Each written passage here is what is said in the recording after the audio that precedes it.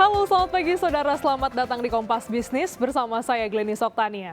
Ketimbangan kondisi ekonomi masyarakat di Indonesia bisa terlihat dari apa saja yang mereka belanjakan.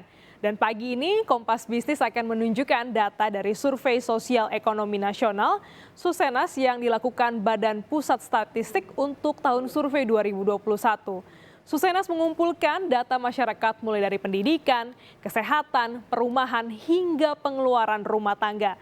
Dan kita lihat data pertama, berapa sih besaran rata-rata pengeluaran masyarakat Indonesia? Dan ini dia datanya saudara, pengeluaran masyarakat Indonesia rata-rata adalah besarannya 1,28 juta per kapita per bulan. Ini terdiri dari konsumsi makanan dan juga konsumsi bukan makanan.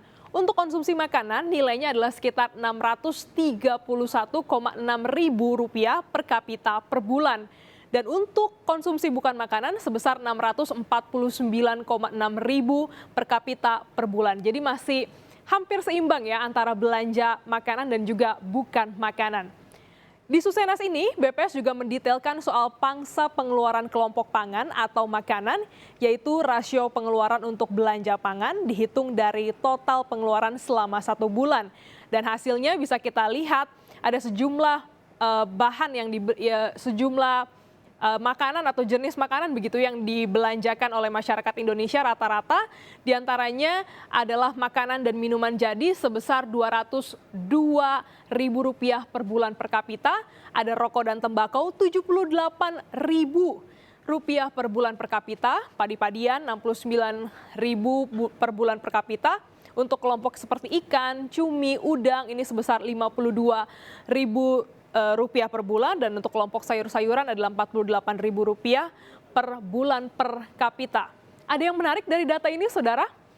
Di antaranya adalah urutan nomor 2 ada rokok dan tembakau. Ini masuk dalam kelompok area pangan.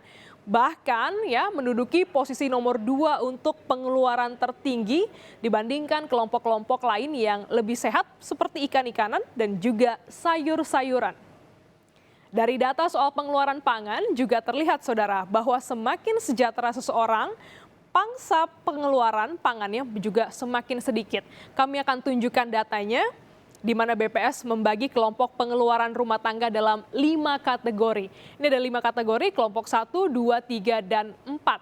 Semakin tinggi kategori, saudara, menunjukkan tingkat yang semakin sejahtera. Ada 2 warna. Warna kuning ini merupakan pengeluaran pangan. Sementara untuk oranye ini merupakan pengeluaran non-pangan. Bisa kita lihat ya, semakin ke bawah gitu ya, makin sejahtera, belanja mereka untuk pangan semakin sedikit karena bisa disimpulkan semakin kaya seseorang, kebutuhan utamanya sudah semakin beragam.